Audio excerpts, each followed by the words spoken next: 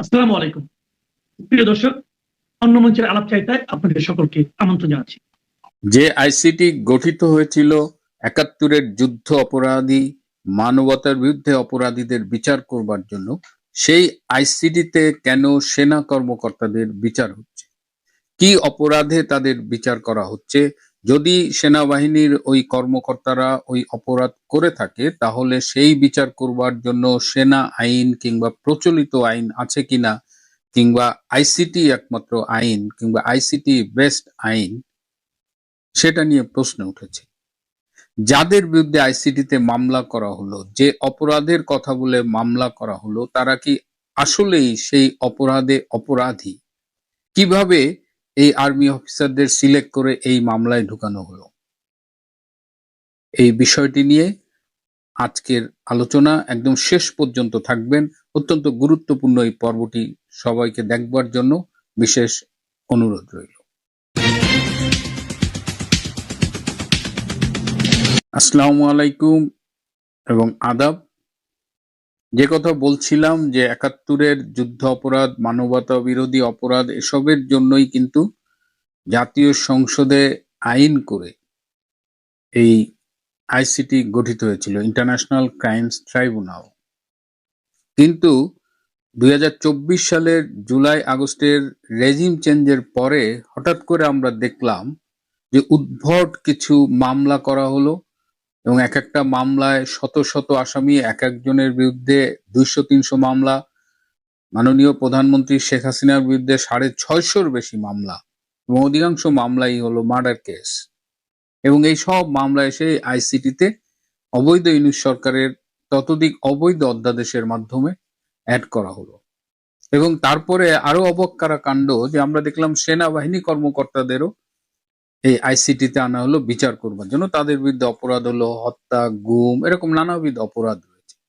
আসলেই কি অপরাধগুলো সংগঠিত হয়েছিল কিনা, আসলেই যাদের বিরুদ্ধে মামলা করা হয়েছে তারা এর সাথে জড়িত কিনা, এই বিষয় নিয়ে আলাপ করব। তার আগে ইতিমধ্যে আপনারা জানেন যে গত ২-৩ দিন ধরেই আমরা বিভিন্ন প্রচার মাধ্যমে, গণমাধ্যমে দেখছি যে আইসিটির একজন প্রসিকিউটরের ফোন আলাপ। তিনি একজন আসামির পরিবারের সদস্যের সাথে কথা বলছেন এবং ১ কোটি টাকা ঘুষ চেয়েছেন। ১ কোটি টাকা ঘুষ পেয়ে তিনি মামলাকে, তদন্তকে প্রভাবিত করবেন, এবং তিনি কিস্তিতে টাকাটা চেয়েছেন। এই রেকর্ডটি আমি আরো কয়েকদিন আগে পেয়েছিলাম। আমি আপনাদের বলেছি, একদিন আমি সব প্রস্তুতি নেওয়ার পরেও এপিসোডটি করতে পারিনি, কারণ যিনি আমাকে কল রেকর্ডটি দিয়েছিলেন তিনি আমাকে শেষ মুহূর্তে রিকোয়েস্ট করেছে এটি যেন আমি না করি। সম্ভবত আমি করলে যতটুকু প্রচার হতো তার চেয়ে অনেক বেশি প্রচার এখন হয়েছে।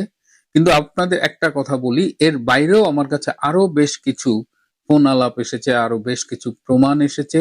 সো ওই যে ফোন আলাপটা আমরা শুনলাম বিভিন্ন প্রচার মাধ্যমে, গণমাধ্যমে, ওইটা আসলে টিপ অফ দ্য আইসবার্গ। পুরো বরফের একদম গভীরতা, শেকড় অনেক গভীরে।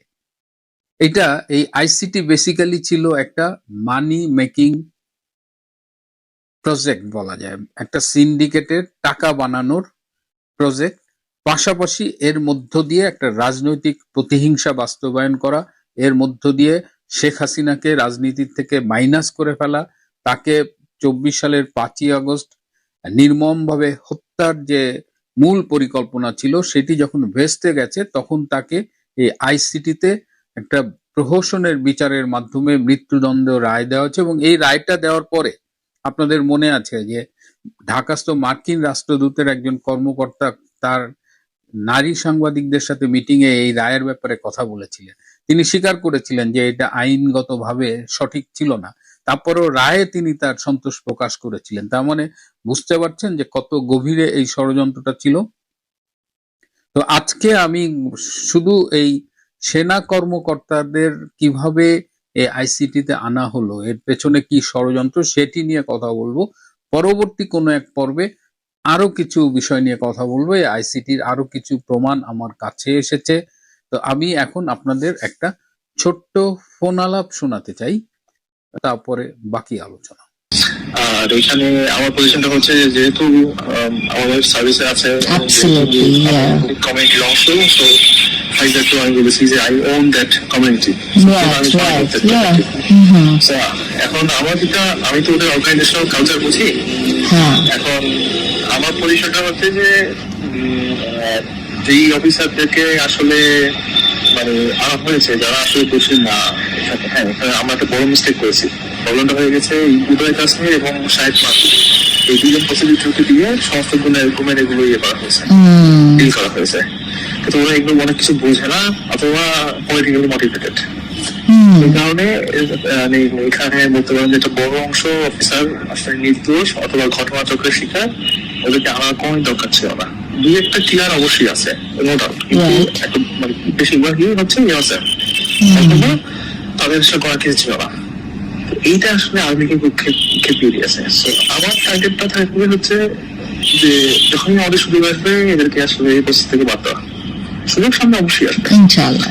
এখন যেহেতু রেজিম চেঞ্জ হলে অবশ্যই যদি আমরা ইয়েতে থাকি, প্রসিকিউশনে থাকি, অ্যাটলিস্ট আমি বলতে পারি যে বিএনপি সরকার আসলে আমি প্রসিকিউশনে থাকবো, দ্যাট ইজ ফর তো তখন আমি এই জিনিসগুলো আমার মতো করে যেটা রাইট সেটাই করবো।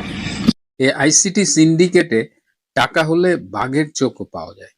এখানে প্রথমত হলো যে আইসিটিতে আপনার যদি টাকা থাকে এবং আপনার যদি কারো বিরুদ্ধে শত্রুতা থাকে, মনে করেন যে আপনি আওয়ামী লীগের কোনো একজন এমপির উপরে খুব ক্ষুব্ধ, আপনি এই আইসিটিতে যদি টাকা দেন, এই তাজুল ইসলাম কিংবা তার প্রসিকিউটরের যে কাউকে যদি চুক্তি করে একটা টাকা দেন, ধরেন 50 লাখ বা 1 কোটি টাকা দেন, তাহলে ওই যে এমপির উপর আপনার ক্ষোভ তাকে মামলা দিয়ে আইসিটিতে ঢোকানো হবে।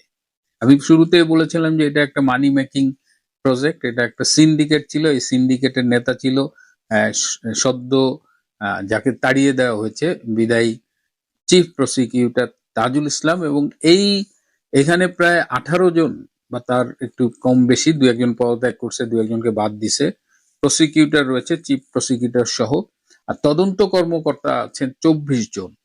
এই যে টোটাল এরা, এই যে 42 থেকে 45 জন, এরা সবাই মোটামুটি টাকা খায়, এবং প্রসিকিউটররা যে কেউ টাকা খাক এইটা তাজুলকে কমিশন দিতে হবে। আমার কাছে প্রমাণ আছে যে এই প্রধান তদন্ত কর্মকর্তা চিফ প্রসিকিউটর ছাড়াও তাকে 10 লাখ টাকা ঘুষ দিয়ে আমাকে ফোন করে বলেছে যে ভাই আজকে 10 লাখ টাকা দিয়ে আসলাম। এই ভুক্তভোগীর পরিবার, আপনারা এর আগে শুনেছেন আশুলিয়ার মামলার আগে টাকার ব্যাগ নিয়ে আসামি পক্ষের একজন ঢুকেছেন এই এক প্রসিকিউটরের রুমে, এবং সেই আসামিকে খালাস দিয়ে দেওয়া হয়েছে। ফোন আলাপে শুনেছেন 1 কোটি টাকা চেয়েছে, যেটা বললাম একটু আগে, যে ফোন আলাপটা আপনারা শুনলেন, 2 জন প্রসিকিউটর উদয় এবং মাহদি, তারাই মূলত ঠিক করেছে। মূলত সেনাবাহিনীর উপরে রাগ, সেনাবাহিনীকে ধ্বংস করা, সেনাবাহিনীর মধ্যে একটা প্রফেশনাল যারা, তাদের টার্গেট করে, এবং মোটামুটি একটা পার্টিকুলার অংশকে টার্গেট করে কিন্তু আসামি করা হয়েছে। আপনি যদি আসামি লিস্ট দেখেন, হ্যাঁ, যে অফিসার সোর্ড পেয়েছে, একাডেমিক গোল্ড পেয়েছে, পুরা ক্যারিয়ারে হাইলি প্রফেশনাল, আমেরিকায় ট্রেইন, বিদেশে ট্রেইন, সেই সব অফিসারদের বেছে বেছে এই মামলায় আসামি করা হয়েছে। এবং আপনারা জানেন যে গুমের অভিযোগ করেছে যে ব্যারিস্টার আরমান, যিনি এই সান্ধ্য ভোটের সংসদের এমপি, যার বাবার ফাঁসি হয়েছিল যুদ্ধ অপরাধী মীর কাসেম আলী, সে আরমান এতদিন বলেছে সে গুম ছিল, এখন সে বলছে যে সে এই গত 7-8 বছর আত্মগোপনে ছিল, এবং আত্মগোপনে থাকা নাকি গুমের মতোই। What is this? এবং এই যে দেখলেন যে নিরপরাধ আর্মি অফিসারদের এই মামলায় ফাঁসানো হয়েছে। এই ষড়যন্ত্রের সাথে দেশি বিদেশি শক্তি ছিল। এই ষড়যন্ত্রের সাথে প্রথম আলো ডেইলি স্টার গ্রুপ জড়িত ছিল। ডেইলি স্টার দেখেন যে রামপুরার সেখানে মব কন্ট্রোল করার জন্য কিছু আর্মি অফিসারকে, যারা বিজিবিতে ডেপুটেড, তাদের নিয়ে যাওয়া হয়েছিল, অন্য জায়গা থেকে আনা হয়েছিল, এবং তাদের বিভিন্ন কার্যকলাপের সাথে কম্পিউটারে সাইমুলেশন করেছে। তারা দেখিয়েছে সাইমুলেট করে যে এই যে অমুক অফিসার এই গুলি করছে, এই গুলি যে অমুককে করেছে, মানে পুরো গ্রাফিক প্রেজেন্টেশন। অথচ এই গ্রাফিক প্রেজেন্টেশন, এই সাইমুলেশন, এটা যখন যারা করে যিনি করেন এটা অ্যাবসলিউটলি তার উপরে ডিপেন্ড করে, তিনি কি ডেটা ইনপুট দিচ্ছেন, কি ফিট করাচ্ছেন, তার উপরে আউটপুট চলে আসে। যেখানে বিটিভি ভবন আক্রান্ত হচ্ছে, সব পোড়ায় দিচ্ছে, সেখানে রাষ্ট্রীয় আইন শৃঙ্খলা বাহিনীর সদস্যদের দায়িত্ব কি? এই রাষ্ট্রীয় স্থাপনা প্রোটেকশনের দায়িত্ব আছে, সেখানে ম্যাজিস্ট্রেট আছে, সেখানে অনেকভাবে কাজ আছে। সবকিছুকে উপেক্ষা করে একদম টার্গেটেড ওয়েতে আর্মি অফিসারদের এখানে নিয়ে আসা হয়েছে। এই যে টাকা দিলে মামলা করা যায়, টাকা দিলে তদন্তকে প্রভাবিত করা যায়, টাকা দিলে আপনি মামলা থেকে খালাস পাবেন, এসব করেছে এই তাজুল ইসলামের নেতৃত্বে এই প্রসিকিউটররা এবং তদন্ত কর্মকর্তারা। আজকে তাজুল ইসলাম কোথায়? খবর পেলাম, যখন আপনাদের সামনে কথা বলছি, সে নাকি পালিয়েছে সৌদি আরবে। তো সত্য মিথ্যা জানি না, কিন্তু তাকে যেহেতু দেখা যাচ্ছে না, এবং আমাকে যিনি বলেছে তিনি সাধারণত প্রমাণ ছাড়া কথা বলেন না। কয়েকজন প্রসিকিউটরের নাম আমি পেয়েছি যারা এই অবৈধ অন্যায় দুর্নীতিতে জড়িত। তারা হলেন আব্দুল্লাহ আল নোমান, তারেক আব্দুল্লাহ, মোহাম্মদ সাইমুম রেজা তালুকদার, যিনি সম্প্রতি পদত্যাগ করেছেন, যার কল রেকর্ড ফাঁস হয়েছে, সুলতান মাহমুদ, উদয় তাসমির এবং আব্দুস সাত্তার পালোয়ান। এরা হলো মানে এই পার্টি ধরা, টাকা পয়সা নেগোশিয়েট করা, তাজুলের সাথে বসা, এগুলো এরা নেতৃত্ব দিয়েছে আর কি। যেহেতু আইসিটি নিয়ে বিতর্ক হয়েছে, যেহেতু যে অধ্যাদেশ বলে এটি করা হয়েছে সেটি বৈধ নয়, সুতরাং বর্তমান সরকারের একটা দায়িত্ব হবে যে এই অধ্যাদেশটাকে সংসদে যেন পাশ না করানো হয়। এই মামলা এগুলো পুনর্তদন্ত করা হোক, পুনর্বিবেচনা করা হোক। এইগুলো আইসিটির কেস না, এগুলো অধিকাংশ মামলায় আসলে ফলস। সো ওভারঅল একটা রিভিউ করা হোক, রিভিউ করে ব্যবস্থা নেওয়া হোক। এটি অনেক আইনজীবীর কথা, এটা আমার আপনার কথা না, এটা আইনজীবীরাই বলছেন যে আইনের স্বার্থে, আইনি শাসনের স্বার্থে এই যে আইসিটিতে যে মামলাগুলো করা হয়েছে, যে বিচারের নামে প্রহসন চলছে, ইভেন শেখ হাসিনাকে যে মৃত্যুদণ্ড দেওয়া হয়েছে বা আরো কয়েকজনকে মৃত্যুদণ্ড দেওয়া হচ্ছে বিভিন্ন মামলায়, এগুলো প্রত্যেকটাই প্রহসনমূলক, এগুলো প্রত্যেকটারই পুনর্বিবেচনা হওয়া উচিত এবং আইনের স্বার্থে এটা করা উচিত। এবং এই যে সেনাবাহিনীর নিরপরাধ অফিসারদের যে আইসিটিতে নিয়ে হয়রানি করা হচ্ছে, বিচারের মুখোমুখি করা হচ্ছে, এটা অবিলম্বে বন্ধ করা উচিত। তাদের স্ব স্ব বাহিনীতে, স্ব স্ব কাজে অবিলম্বে ফিরিয়ে নেওয়া উচিত। এদের অনেককে আমি ব্যক্তিগতভাবে চিনি, তাদের ক্যারিয়ারটা এত এত ভালো, এত এক্সিলেন্ট ক্যারিয়ার এবং একদম প্রফেশনাল অফিসার, এদের আজকে এইসব প্রহসনের মাধ্যমে এই বিপর্যয়ের মুখে দাঁড় করানো হচ্ছে। এটি কারো জন্যই ভালো না, না দেশের জন্য, না জাতির জন্য, না সেনাবাহিনীর জন্য। এই সমস্ত ষড়যন্ত্রের সাথে যুদ্ধ অপরাধী গোলাম আজমের ছেলে আজমিও জড়িত। অনেকে বলেন জেনারেল ওয়াকার খানও নাকি জড়িত। যাই হোক, আমরা এই অবস্থার একটা সুষ্ঠু তদন্ত চাই।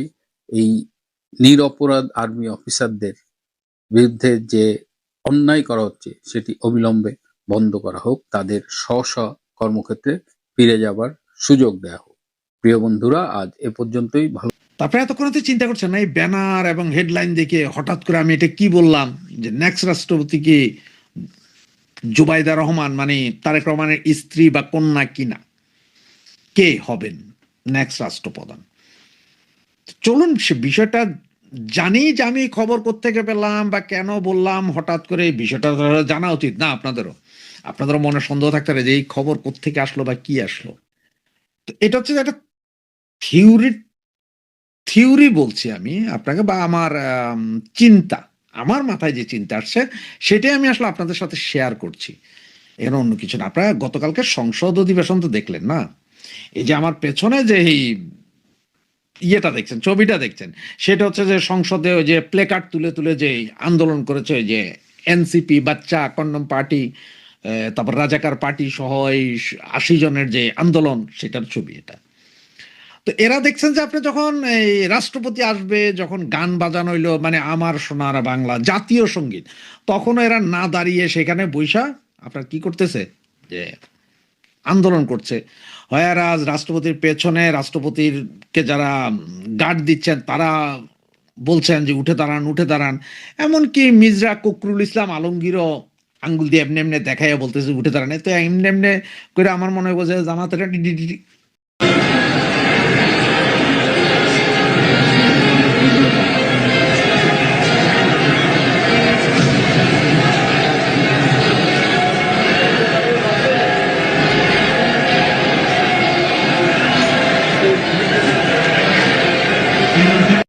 হইতে পারে, কি ছিল ওনার মাথায় এটা জানি না, তবে উনি এরকম করেছেন।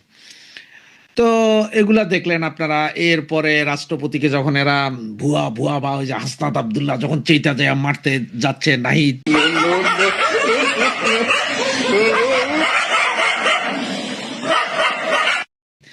তখন আবার ওই যে রাজাকার পুত্র তাহের সে আবার বাধা দিচ্ছে, এগুলো তো সব গুছানো নাটক ছিল, এটা আপনিও বুঝেন ভাই। তারেক রহমান সেখানে আবার মুসকি মুসকি হাসছিলেন, ঠিক না? তো এগুলো দেখে আপনাদের কি কিছু মনে হচ্ছে? কারণ তফসিল ঘোষণার পরেই এই মহাচন্য রাষ্ট্রপতি বলেছিলেন যে উনি পদত্যাগ করতে রাজি, উনি পদত্যাগ করবেন। এরপরে আবার বলছেন যে যদি বিএনপি চায় তাহলে উনি ওনার টার্ম পুরাটা শেষ করতে হবে। দুটোটা কথাই কিন্তু বলছেন, মানে দুই দিকে খুশি রাখছেন। কারণ প্রথমটা বলার পরে আবার বলছেন যে না আপনি এটাও বলেন, তখন এইটাও বলছে।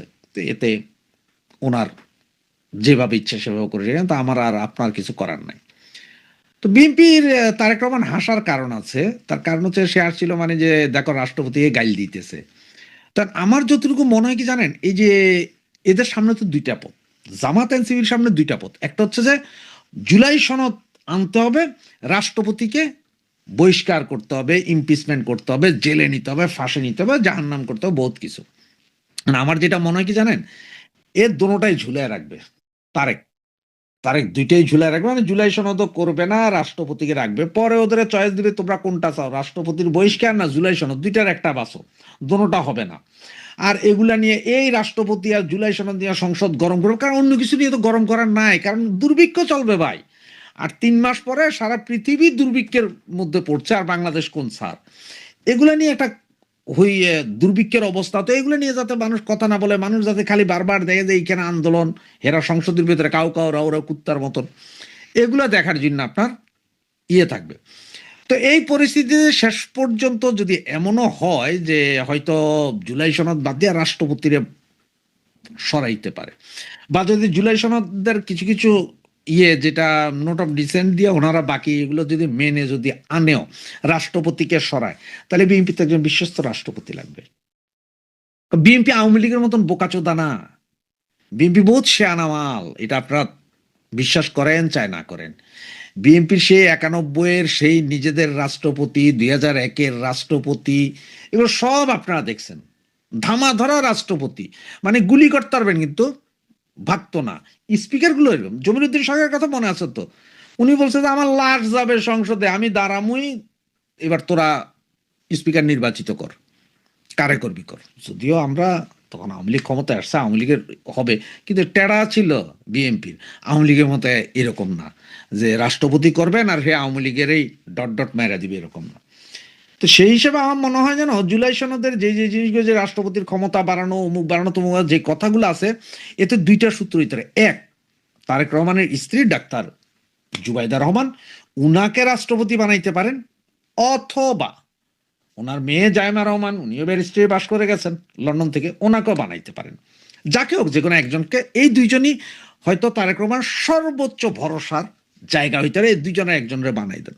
বানাই দিলে কি হবে, ধরেন আপনাদের যাই বলে যে 3 বছর পরে ইলেকশন, 5 বছর পরে ইলেকশন, নিয়মতান্ত্রিক হলে 5 বছর পরে ইলেকশন, সেই ইলেকশনে রাষ্ট্রপতির তো বহু ক্ষমতা থাকবে জুলাই সনদের আদলে, তাহলে বিএনপির জিতে আনা সহজ। আর যদি আপনার কোনো কারণে যদি 3 বছর আগে হয়, তাতেও রাষ্ট্রপতি হাতে থাকবে। মানে এই যে 24-এর জুলাই আগস্টে যে কাহিনী হয়েছে আওয়ামী লীগের সাথে, মোতামার্কা একজন রাষ্ট্রপতি থাকাতে যা হয়েছে, তা হইতে দিবে না বিএনপি। আর তা হইতে দিবে না বিএনপি বিধায় কাকে রাখা যায়, জাইমা বা জুবাইদাকে বসানো যায়। এইখানে তো কোনো নাই যে জাইমারে বা জুবাইদারা আনতে পারবেন না। বিএনপির মধ্যে এমন কারো ঘাড় নাই যিনি বলবেন যে না হবে না। কারণ হচ্ছে ডাক্তার ইউনূসরা আনবে না, এটা ভুল কথা। আবার শফিককেও নিয়ে বসাবে না, জামাতের শফিককে নিয়ে তারেক বসাবে না, তারেক বহুত শেয়ানা মাল। ওই যে আমি বারবার বলি, তারেকের এক দাঁতের বুদ্ধিও বহুত জনের নাই আমাকে। সুতরাং জাইমা অথবা জুবাইদার আইনা বসাই দিতে পারে, বাকি সময় বলবে।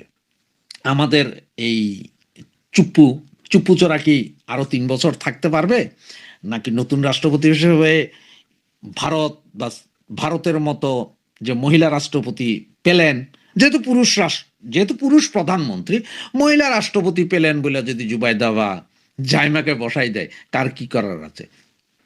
মহিলাদেরকে বোঝানো হবে যে দেখেন, এতদিন মহিলা প্রধানমন্ত্রী ছিলেন, এখন মহিলা রাষ্ট্রপতি আছেন, সম্মানই সম্মান আপনাদেরকে দিয়েছে, আপনারা আর কি চান? হইতে পারে না ভাই? আপনারাও চিন্তা করেন আমার কথাটা, যদি ভালো লাগে কমেন্টসে জানান, লাইক এবং শেয়ার করেন। জয় বাংলা, জয় বঙ্গবন্ধু।